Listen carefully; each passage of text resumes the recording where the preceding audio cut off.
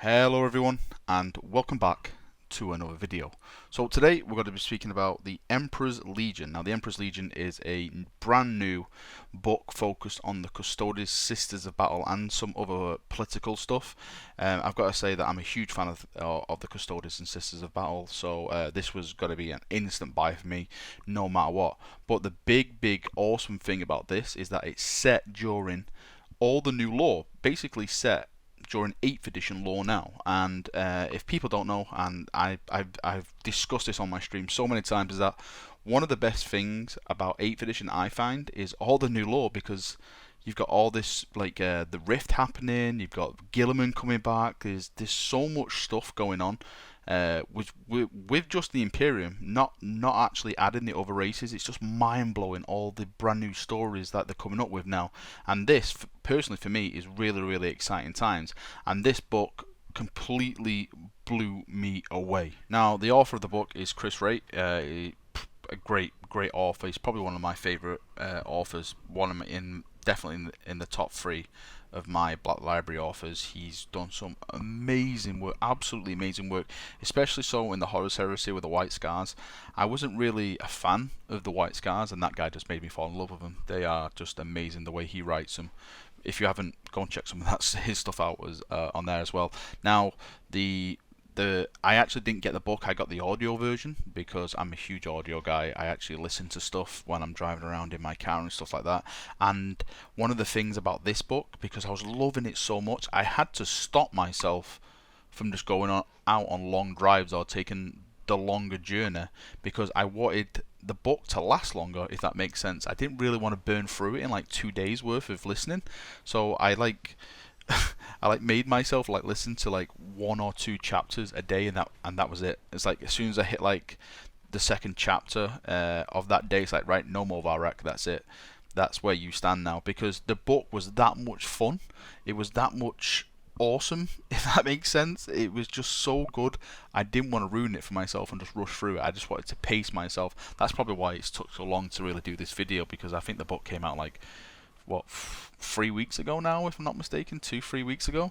So this is why it's probably took this long, and I didn't really want to rush to the end and stuff like that. I really wanted to sit back, relax, and enjoy my time. But again, this book is incredible. Please, guys, if you haven't read this book, please don't do yourself an injustice and watch this video. Go and buy the book first. It's out on EPUB audio, like he said, and the really good thing about the audio, it actually has 3 voice actors in it, so 1 for each of the characters, which is the first I've ever heard in an actual audio book. This is not an audio drama, it's an audio book, so that was fantastic as well. I thought that added some personality to the whole situation. If you haven't read the book, like I said, go and get it first, read it, then come back to the video, and you'll fall in love with it more that way, and you can add your voice to the discussion and stuff like that. The link is in the description below over on the Black Library site, so please go and do that first. For those of you who are still reading the book now and you're watching this video, stop right now, because this is going to cover the full video. Sorry, the full book. This video, it's got to cover it from start to finish, so please don't ruin it for yourselves, because the ending is amazing. So please close the video and come back once you have finished.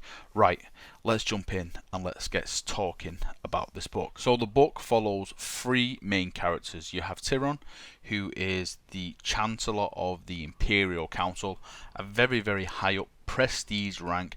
I would personally say that he holds a lot of power, probably the most powerful man on Terra, bar the High Lords of Terra, so he's just underneath them. He has a lot of influence and he can work his magic in a lot of ways. You have Valerian, who is a custodian guard of the Emperor, and you have Aleya, who is a Sister of Silence. Now, I'm thinking the best way to really start with this, I think what I'm going to do, I'm just going to really sum it up per character and try and go through it that way, and then go a little bit back and forth. There's no really point in me going into chapter per chapter, because I think that would just be a bit too boring, a bit too stagnant. It's best if I just try to explain to you like the story in general, on what each of these characters do in the story, and why they are the main characters in the story. So I think I'll start off with Tyrion, and what he is. Like I said before, he is the counselor. He is the chancellor. Sorry, he's the chancellor of the Council of Terra. So he serves the High Lords of Terra. He's basically the way I saw him is Littlefinger. For those of you who have saw Game of Thrones, think about Littlefinger, but don't think about Littlefinger in a way where he's very sneaky for his own personal goals. Tyrion, he's like Littlefinger, but his only goal is to make the Imperium a better place. He has no self-motive about boosting himself up or anything like that. His first and end goal is to better the Imperium.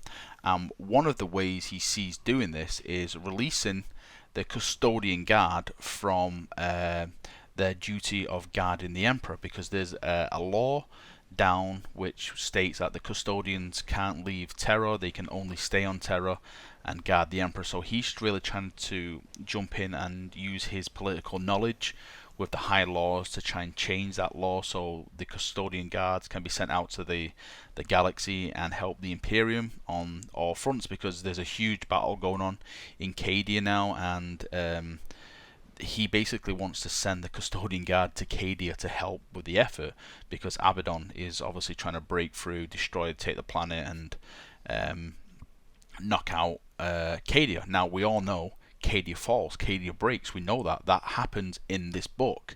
And when it does happen, it is absolutely just a nightmare for the Imperium. There's a scene where everyone is just in utter shock. Everyone's like, what, Cadius fell, what does this mean? It's like the planet more or less goes into full-on highborn panic, and there's rioting, there's everything. You know, for the general person in the Imperium, like on Terra, they think this is the end time, this is it. We're all going to die. Cadius fell. This was our only defense against chaos. While all that's happening on Terra, I'll just jump over and it's very hard to explain, because the book itself goes from like each character to each character. So it starts off with Tyrion, then it goes to Valerian, then it goes to Aleya, and it just repeats basically that sequence all the way through for like 90% of the book. I think there's just one scene where it's, well, a couple of times it's just like Valerian, then Aleya, then Valerian, Aleya, and then Tyrion. But it's more or less throughout the book Tyrion, Valerian, and Aleya, and it's like 3 different stories going on at the same, more or less at the same time, but of course they cross at the end and become like a part of each other's stories and stuff like that. So what we'll do now, we'll start off with Aleya, and Aleya is the Sisters of Silence. The Sisters of Silence in 40k are basically still around, but it explains that the Imperium really had no need for him. So most of the Sisters of Silence went off and started their own like little HQs, like how can I say it? Probably like monasteries, but you know, they're like secret underground monasteries where they don't really want the Imperium to like get involved and that kind of stuff. There's still Sisters of Silence working for like the High Lords on the black ships who keep bringing psychers in and stuff like that. They're like loyalists to, like, you know, the throne world, whereas these Sisters of Silence, like Aleya, is loyal to her like monastery and you know, stuff like that. So there's like different factions of Sisters of Silence all over. And where we start off with Aleya is that she's on her own personal mission. She's been sent out on a mission to track down some heretics. Long story short, she kills the heretics, but when she kills them, she finds this map and it has some weird text on it and she can't really read it. Anyway, she thinks it's very important, so she gets the map and she wants to go back to her monastery to inform the leaders, the council or whatever, of what she's found. But upon arriving on her world, she finds that there's been a Black Legion force that have raided the monastery and they've basically killed everyone inside. Everyone is completely dead. She lands on the planet, she's really angry, and she finds like one space marine who's still there. I don't know if I remember right, I think he was just like there just to guard it, or maybe to clean up if anyone did come back. She kills him. He's dead. That's it. She goes inside the monastery.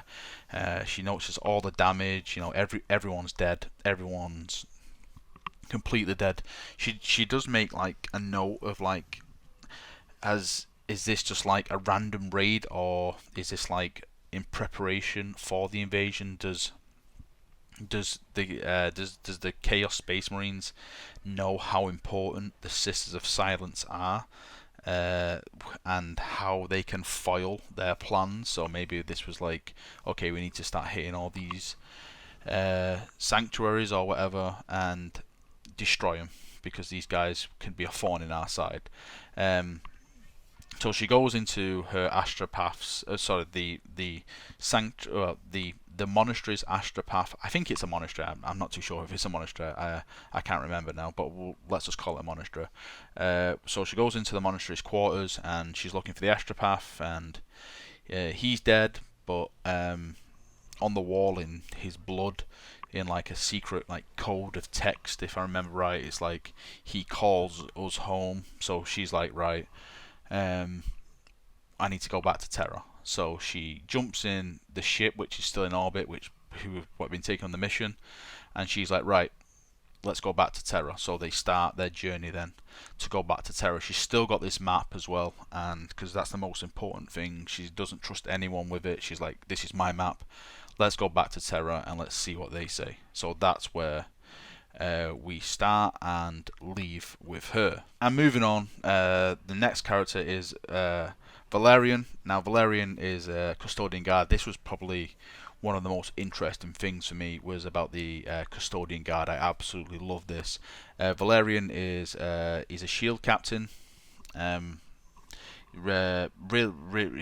He's the way he like carries himself is like really awesome. Anyway, long story short, he's more or less, I won't say he gets promoted. It's kind of weird how it all works in the custodian guard, but he's been like elected to become like an inner sanctuary guard of the Imperial Palace. So it's like actually in the throne room of the Emperor, and once you take this mantle of this position, that's it. You can never leave that throne room. It's like it's like, I think, one of the most sacred duties you can have as a custodian guard. Once you step through that and become one of those guards, you can never ever leave that position. It's like the inner guard. It's like the best. Well, I saw it as like the best position you could be as a custodian. You're actually guarding the Emperor. So he's this is a really cool scene where he's like being taken to obviously go into the throne room, and he's walking past like all these custodian dreadnoughts and stuff like that, and how he's feeling. Oh, it's absolutely amazing. I loved it. And you know, one of the things that really got me excited is that, okay, they basically confirmed that they have all these kind of dreadnought units and stuff like that in 40k. So I'm really hoping maybe this is like the first small hint of that. Maybe the custodian guard are gonna get more buffed and more advanced units in 40k tabletop. I know it could be madness, but hey, that's me jumping to conclusions. So they go to the throne room. Now this is amazing. He actually describes the throne room. It basically describes it as like, the throne room is not like just like a chair anymore. It's basically like the mountain itself, with all the pipes, everything that's going through the palace. It's just this vast, just massive, basically machine. It's like the planet itself now. And the doors open and stuff, and he's going through explaining, and he says he basically thinks he saw like some hair, like just a bit of hair, and it's so amazing. It actually gave me all goosebumps when the guy was narrating it. It was really awesome. Anyway, he goes to step through like the threshold, but there's like this psychic barrier, and he can't push through. And it's like this is a test. If you're, it's like a test. I don't know if it's like a test from the Emperor, or maybe the Emperor didn't want him there, or maybe his path lay elsewhere, maybe for the Emperor. But he couldn't pass this threshold, and that was it. He was really like up. Well, I wouldn't say upset, but he felt that. Um, I got a sense that it was a bit of dishonour to himself more than anything else that he couldn't pass that test. So he ended up not taking that position and actually going back to man his old position and man the walls of the Imperial Palace. But that whole glimpse into like the inner sanctuary and stuff like that, it was amazing. I loved it. I would love to know what you guys think about that, because for me, that was probably one of the favourite bits actually in the novel for me. Like, I know it actually wasn't really important at all, but the way that it explained it, and like it explained like the throne room and what the throne room was, and how it was a part of how the palace was, it was just incredible. It was really, really, really amazing. Right, now that I've like give like a brief introduction of each character and explain like their starting stories and what they kind of say, I can probably just go in and just talk about the actual full story itself now, and go over the main actual main plots and stuff. So with Tyrion, he's basically trying to get Tyrion, not Tyrion, Tyrion. So with Tyrion, he's basically trying to get the custodian guard sent to Cadia. There's huge reports that Chaos are basically winning. There's more reinforcement coming out of the Eye. Tyrion has this conversation with a general, and he's like, "What do you need?" And it's like, "Well, we've asked for like this amount of troops, and we're gonna need at least 10 times of that just to even make a dent." And Tyrion's like, "Well, I can see what I can do." Anyway, that general leaves, and I think he makes a comment saying, "Well, he's probably going to be dead within like six months anyway." The general knew he was going to die. I knew he was going to die. We just really can't do anything about that. That's life in the Imperium. But I say one of the big things that happens in this book is that obviously Cadia falls, Cadia gets destroyed. I know we spoke about this earlier in the video, but how that affects Terra is that the rift opens, of course, in 8th edition, because all this is happening with the new 8th edition law. So the rift happens, so the Astronomicon goes out. That's it. The Astronomicon goes out. It goes dead. So that means all the shipping lanes and all that kind of stuff just go dead. Everyone loses track of where Terra is, and it's absolutely pandemonium. There's rioting, there's everything. Of course, for people know, Terra is the main planet in the Imperium, but it doesn't really have the needs to support its population, so it has to have stuff like water, food, all that kind of stuff brought to the planet, because it can't make that itself, because it's such a vast, massive planet. If I'm right in saying this, I think it's the most populated Imperial planet. So just imagine that this is the most unpopulated Imperial planet, and of course Earth Terra is a kind of a small planet compared to some of these other planets which are in the 40k universe, so it's vastly overcrowded, sorry. So that goes dark, and there's all rioting, there's loads of stuff happening. Of course, with all the rioting, they start surrounding the Imperial Palace. Now they don't step foot and start, invading the Imperial Palace. Of one, that would be a really bad idea because they'd all die. But there's like big gangs all hanging outside of it and stuff. So the High Lords of Terra meet, and they assemble, like they start pulling out all regiments and stuff, because there's, like I said before, there's sheer panic now. They can't get any communications out. They're just dead in the void. There's nothing coming in, and they can't get anything out. So everyone's panicking. So all the High Lords are trying to get like fleets back, and they've assembled all the Imperial Guard and stuff. They place them around the palace for all defences and all that kind of stuff. But while all this is happening, all the riots are going on, this is where it gets very interesting, because there's a lot of chaos cults, so to say, that are embedded within Terra, and this is like their moment to shine. So you start getting a lot of heretical things happening, and for me, this is a really cool thing. It's like Valerian ventures out, because there's all this destruction happening and all that kind of stuff, and he's trying to like help and all that kind of stuff, and there's like he goes inside this church, and there's like death and stuff, and this like sacred relic starts like vibrating and stuff, and he chops it in half, and he hears like this voice like say like I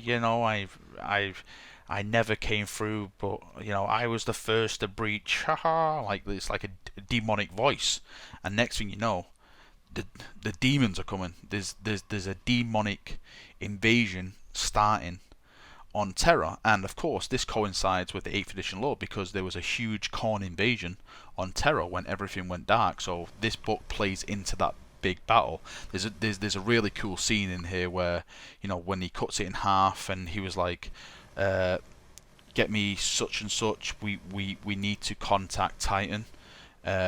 And inform the Grey Knights of this situation, and I was like, okay, hang on a second, you're gonna have Grey Knights and you gotta have Custodes fighting in this book. This is gonna be absolutely these people are like my all-time favourites apart from Imperial Fist, but these two are gonna be in the book. So I was like, oh, I was so excited when he said that. Oh, it was absolutely just amazing. So the Grey Knights do get involved, but we won't get into that just yet. Now, while Aleya is travelling to Terra, the rift happens. This is what the Astronomicon goes dark, and the astropath on the ship loses the beacon, and they drop out of the warp.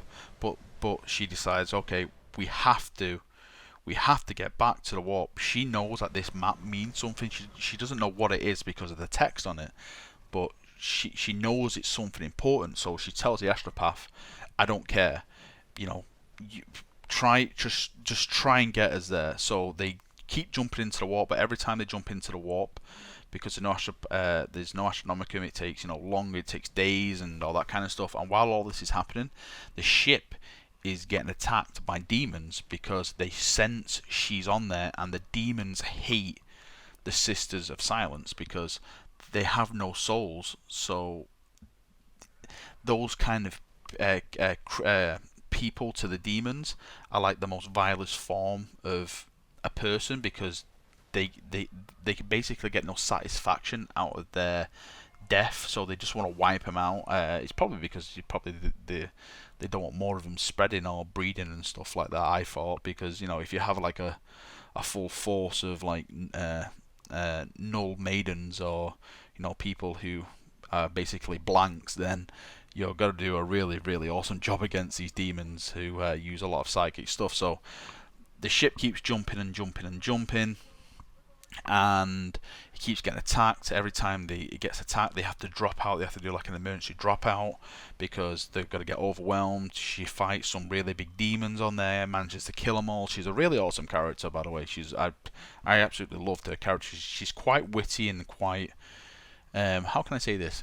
Quite mean. I know that may sound daft in 40k, but she's like, oh, I hate you for this, hate you for that, and stuff like, it's funny and nasty at the same time. Great character.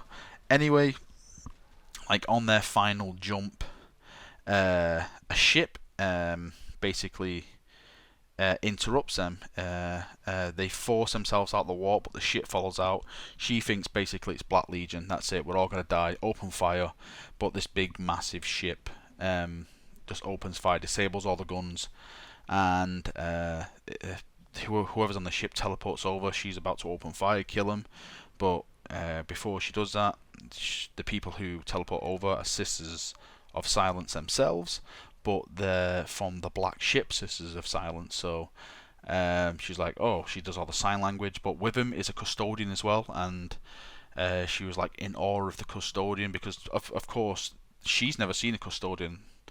She's been brought up in this the sanctuary, do we say, well, sorry, the monastery, where they never really had contact with the Imperium and stuff like that. So he does all the sign language, which she's really impressed by, and he basically says, we've sent out the word to bring all the Sisters of Silence back to Terra because the custodians have been, they more or less knew something big was coming, so they've been preparing for it themselves.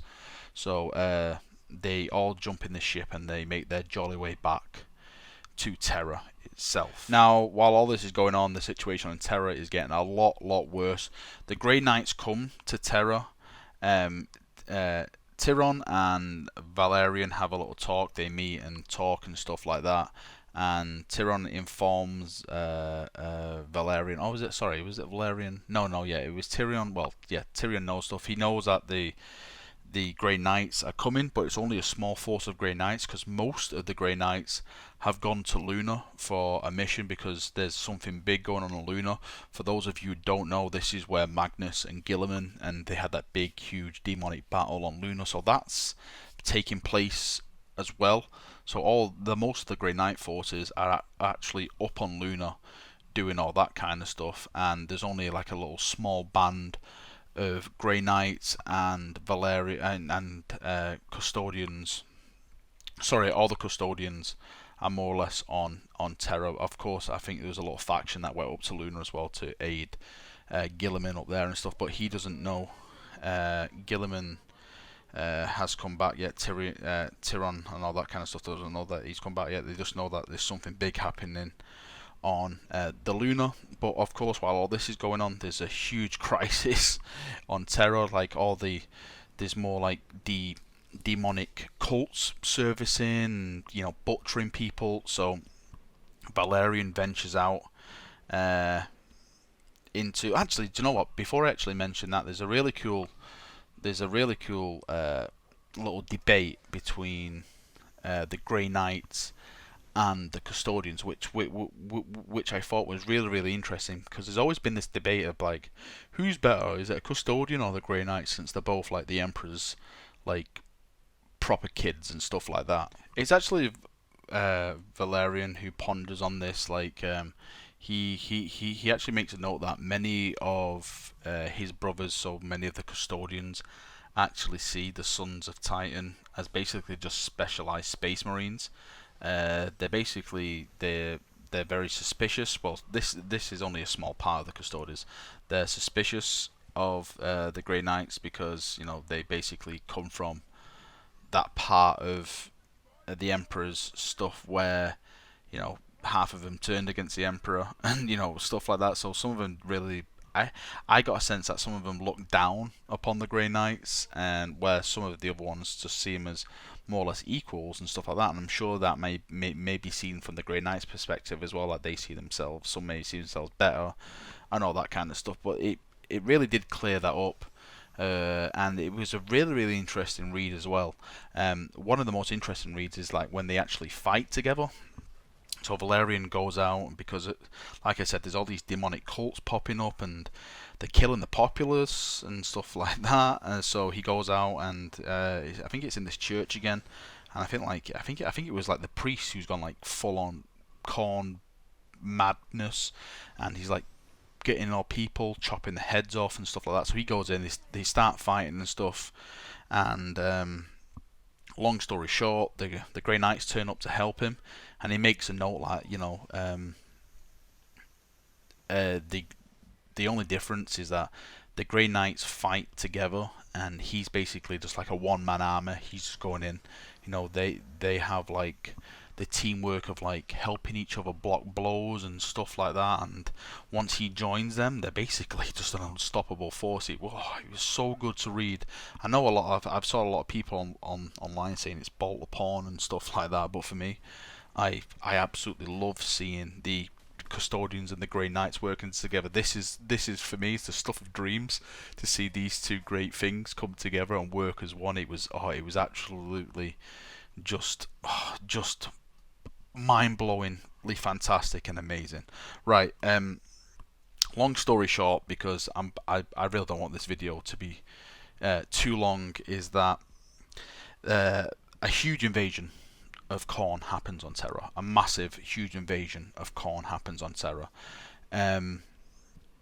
This is basically just after the battle, the little mini battle with the Grey Knights and Valerian, and while all this is going on, the black ship with all the sisters manages to make their way to Terra, so they're all on their way down to Terra now. But there's a huge Khorne army marching upon the Lion's Gate, and it's full of demons. There's all greater demons pouring out and everything like this. Just imagine it, a full Khorne army marching out. All the Imperial Guard who's stationed on the walls and stuff like that. A huge, massive battle takes place. The next thing you know is that the full custodians pour out the palace. It's like a sea of gold. It is. Oh, it's so it's explained so incredible. They like clash and smash and just pour out. The leader, the captain general, is there. I think he's called Valoris, if I'm not mistaken. He's there. He comes out and this massive battle. Now Valerian and the band of Grey Knights are more or less on their own in like the middle of the battle, because they were fighting outside of the walls to kill all these cultists and stuff. But what happens is that Aleya, in her like little landing craft, she's coming down to reinforce the custodians with all the rest of the Sisters of Battle, because there's a nice little force of them assembled now. But I think it states that her craft gets damaged, and it too doesn't make the jump site, and so it lands outside of the walls.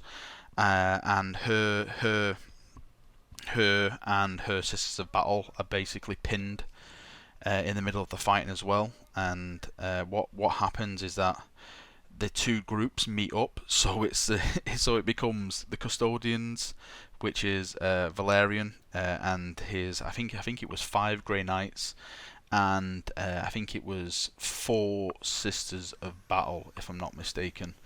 I think it could have been 4 Grey Knights, Valerian, and 5 Sisters of Battle. Sorry, not Sisters of Battle, Sisters of Silence. Sorry, and they basically just start absolutely just carving their way through this army, because they're at like the full strength now. Like it does mention like the Grey Knights do suffer a bit, because the Sisters of Silence are there, with the psychic powers and stuff like that. But they manage to just use their battle prowess and just butcher through in that way. They don't really have to use the psychic stuff, because the demons who are coming at them basically lose their strength in a way because of the Sisters of Silence, because of their null void.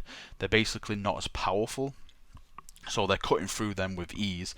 The next thing you know is that because of this, it attracts an attention of a greater demon of Khorne. So he flies in. They're doing battle. He like butchers like a couple of the Sisters of Silence. I think he throws his axe at one of them. It just like obliterates one, like chops one in half and stuff like that. So this is like Valerian like goes full on like juggernaut mode here, and like Aleya. Aleya, even though she kind of despises the custodians I think it's like in a jealous kind of way, because while they've been guarding the Emperor and stuff, and they've got like all this, like they look fancy and golden and beautiful, the Sisters of Silence have basically just been left to rot in a way, actually in the Imperium, and not really been given a chance to shine like they have. So in a way she's kind of jealous, but she's in amazement of how he battles and like how he goes forward. Valerian manages to like smash the axe, and the Great Demon gets really mad at this. He like picks up like the shards of the axe, and he backhands Valerian, and Valerian's like on the floor about to die, and the Great Demon of Khorne's about to like run him through and kill him, and Aleya just like puts all her strength, all her like null maiden, like null void into a stabbing shot into like the back of his leg, and it like goes right through, because there's like no like psychic protection or such to like protect it, and it throws him off balance, and he like falls to the floor, and when he's about to get up, Valerian just like goes in and just like finishes him off and kills him and stuff like that. Of course, while all this is going on, there's still a big battle. The Lion's Gate actually falls. It gets overrun. The guard on there just can't hold it, and it just gets overrun. But while all this is going on, the rest of the Grey Knights descend from Luna, and oh yeah, it's amazing. Gilliman's there, and he fights like a great demon and stuff like that. Oh, it's it really is amazing, and it actually sets up, you know, all this kind of stuff. Like when I read about that in the Codex about the Great Demon Invasion, I was like, oh, I really do hope they make a novel of this, and they did. Here it is. This is the novel that takes place, and it was really incredible. So the the Khorne army is defeated, and Terra is saved. Well, I say saved. The Astronomicon flickers back into life, and they're like, "Oh, praise the Emperor! We're all going to be saved and stuff." But Gilliman is like, "Right, I need to go and do some stuff. I need to go and speak to my father." So he goes in. The Captain General takes him in to see his father. Now, while Gilliman is in there and stuff, now this is where it gets really interesting. The High Lords basically, well, a certain High Lord summons Tyron to his chambers, and he's like, well, you know what this means. Gilliman's back. He's got to try and take power and stuff like that. But Tyron's like, you know what? He should take power. Well, he doesn't really say this to this guy, but in his mind, he wants Gilliman to come back in and lead now. You know, he saw Gilliman fighting from his tower while, you know, he was on Terra, and he was like in awe. It was like, this is what it was like back in the Crusade. Oh man, this is what the Emperor intended and all that kind of stuff. So there's a lot of political play in this book as well, and I think that's one of the things I enjoy the most. I know I haven't really covered it because even though this is a spoiled discussion, I don't really want to ruin it that much because I know some of you cheeky buggers are not going to be reading the book or anything like that. So I'm really hoping you actually do, because there's just so much political stuff in this book, and it really makes for an interesting read. The last time it went into this much detail about the political side of like the High Lords and stuff was the Beast Arises series, and that was amazing as well. I loved all the political stuff in that, and this is like basically on par with that kind of stuff. So it's very interesting. So he's like, okay, okay, that's what you want and stuff like that. But he's like, no, screw you guys. This is the first time I'm gonna do stuff for me and make sure, you know, you guys don't try and overthrow Gilliman, because that's what they're basically planning, which makes it a bit laughable. They're like, well, we have the Imperial Guard here and such, and I'm like, he's a Primarch. He's got like legions of Space Marines who followed him, not just Ultramarines, Imperial Fist, Templars, you know, all these different kind of chapters that have followed him and stuff like that to Terra. They're all with him, and you think you High Lords can steal his power away from him? No. It's not gonna happen. Long story short, it doesn't happen. But there's a really interesting thing that does happen between Aleya and Valerian, is that Valerian basically says to Aleya, right, I basically owe you my life. It's basically like a Wookiee life debt in a way. It's like you know, I'm indebted to you now. And she's like, well, you can help me if you want. Can you help me with this map? And he shows in the map, and he's like, oh, I haven't saw this language in a long time. This is like even heretical to even have like any kind of this language. And what the language is, it's Chthonian. It's Chthonian language. And for people who don't know what Chthonian is, Chthonian is the planet where Horus came from. So it's basically a map which has been written by a Black Legion, and it shows like all these like basically tactical warp places. And what we learn is that it's actually they actually think it's for invasion points, but it's not invasion points. It's certain bits of the travel routes which are the most active, which they need to be closed and, you know, destroyed. So it cuts off the Imperium even more. So this is what they intend to do. So Aleya says, right, you can repay your debt by going to one of these places with me and helping me destroy the Black Legion there to take my vengeance. So he's like, I don't know, and he's like, oh, do you know what? Right, okay, I will come and help you and stuff like that. And she's like, right, we'll meet you on this ship because Terra's in lockdown at the moment. No one's allowed to leave on the orders of the High Lords of Terra because Gilliman's like still away with his dad. Speaking to him, of course, all that's covered in the Dark Imperium novel. If you want to go and check my video out on that, I'll put a link in the description if you want to go and see it. So he basically brings 11 custodians. I think it's 11 custodians with him upon the Sisters, with the Sisters of Silence, and they basically take like a custodian ship, and they go to one of these points. When they arrive at the points, there's like a Black Legion destroyer ship over a planet. They basically think that they're actually invading the planet to like destroy the planet. So, but once they teleport on the ship, and there's some awesome battles like Black Legionnaires and chaos on the ship and stuff, they find that there's like this big, huge, massive pylon on there, which is basically they want to like throw it down onto the planet to make like the planet like a null planet, so it cuts off the web, not the webway, so it cuts off like the warp in that area, so you can't do any traveling or like communicate that area. They basically want to shut certain areas of the galaxy down by travel means, not actually destroying by destroying the planets. They just want to cut it off so the Imperium can't reinforce itself. They managed to go in there and fight.